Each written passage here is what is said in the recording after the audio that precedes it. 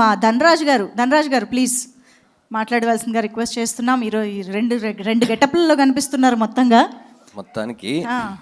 అందరికీ నమస్కారం. నాగేశ్వర రెడ్డి గారు సినిమాలు అందరూ ఫ్యాన్సే.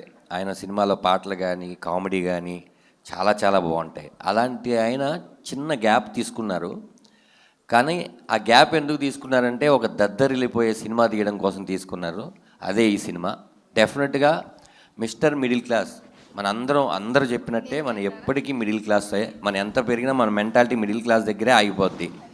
మనకి ఏదైనా మంచి జరిగిందనుకోండి తిరుపతి వెళ్ళిపోతాం, ఏదైనా బాధ అనిపిస్తే తిరుపతి వెళ్ళిపోతాం, ఏదైనా కోరిక నెరవేరపోతే తిరుపతి వెళ్తాం, నెరవేరాలని తిరుపతి వెళ్తాం.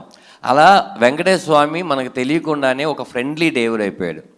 అలా ఒక భక్తుడికి వెంకటేశ్వర స్వామికి మధ్యలో నడిచే కథే ఇది, మనందరి కథ. డెఫినెట్గా మనం థియేటర్లో కూర్చున్నప్పుడు 2 నిమిషాల తర్వాత శ్రీకాంత్ గారు గుర్తుండరు, శ్రీకాంత్ గారి క్యారెక్టర్ మనమే అనుకుంటాం, లయ గారు గుర్తుండరు, మనమే అనుకుంటాం. ఇందులో ఉన్న ఆల్ క్యారెక్టర్స్ మన దగ్గర నుంచి పుట్టినవి కదా అనిపిస్తుంది. ఈ సినిమా నేను ఒక ప్రేక్షకుడిగా చెప్తున్నాను. చాలా సినిమాలు యాక్ట్ చేస్తాము, చాలా సినిమాలు థియేటర్ బయట వరకు వస్తాయి, కానీ కొన్ని సినిమాలు మాత్రం మనం ఇంటి వైపు వస్తాయి, ఇంటికి వెళ్ళిన తర్వాత కూడా ఆలోచింపజేస్తుంది. అలాంటి సినిమా ఇది. నేను ఈ సినిమాకి సాయి కార్తిక్ ఎప్పుడూ చెప్తుంటాడు, ఆయన చాలా చాలా లోపల పెట్టుకుంటాడు. సినిమా ఏదైనా కనిపిస్తే అతని దగ్గర ఉన్న ఇన్స్ట్రుమెంట్లు అన్నీ తీసుకొచ్చి వాయించేస్తాడు. అలా ఈ సినిమాలో తను మొత్తం అన్నీ తన ప్రాణం పెట్టాడు. తన దగ్గర ఉన్న డ్రమ్స్ పెట్టాడు, తన దగ్గర ఉన్న గిటార్ పెట్టాడు, కీప్యాడ్ పెట్టాడు, తీసి కొట్టాడు, మామూలుగా కొట్టలేదు.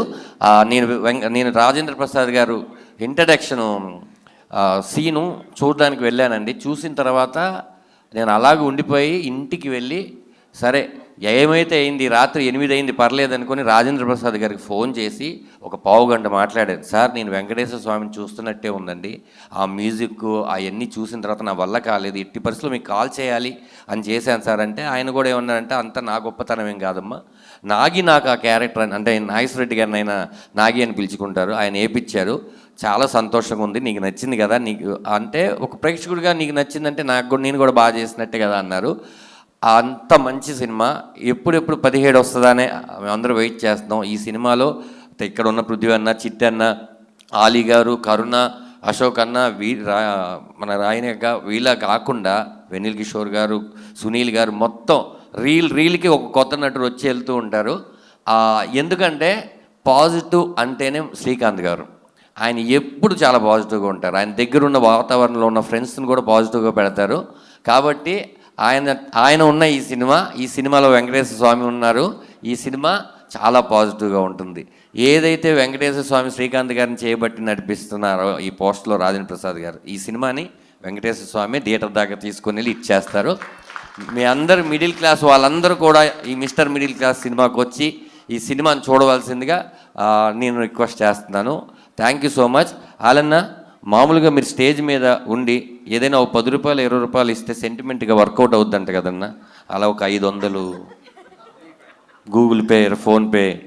నిజం, ఆయన ఈ సాంప్రదాయాన్ని మొదలుపెట్టారు.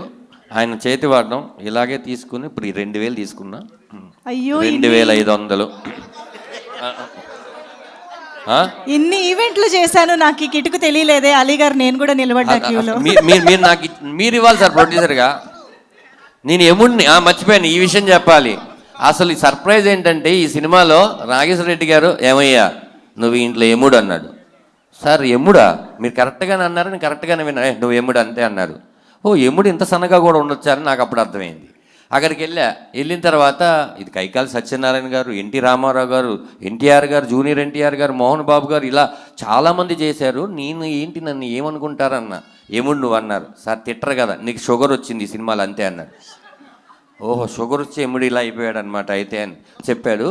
అయితే ఎంత కామెడీగా చెప్పారో సినిమా చూస్తే దానికి ఒక వాల్యూ ఉంది, ఆ క్యారెక్టర్ చేపించినందుకు. Sir thanks sir. నా జన్మలో మళ్ళీ నాకు ఎవరు కూడా ఇలా అసలు నేనే ఊహించుకోలేదు, మీరు ఎప్పుడు కొత్తగా నన్ను ఊహిస్తారు. ఇది ఇచ్చినందుకు చాలా చాలా చాలా థ్యాంక్స్ సార్. ఇది నాకు ఎప్పటికీ గుర్తుండిపోద్ది.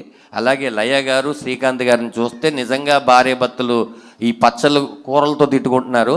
ఇది చూసిన తర్వాత కొత్త తిట్లు మీరు భార్య భర్తలకు అలవాటు చేసిన వాళ్ళు అవుతారన్న, వాళ్ళందరూ కూడా మీకు మెసేజ్లు పెడతారు, ఇలా కూడా తిట్టొచ్చా భార్యలని. Okay thank you so much. ఈ అవకాశం ఇచ్చినటువంటి చందు గారికి, జీకే గారికి మనస్ఫూర్తిగా కృతజ్ఞతలు చెప్తూ తెలియజేసుకుంటున్నాను. 17 థియేటర్లో కలుద్దాం. సూపర్ ధనరాజ్ గారు, thank you very much. Prithvi గారిని ఇప్పుడు మాట్లాడవలసిందిగా రిక్వెస్ట్ చేస్తున్నాం. పృథ్వీ గారు.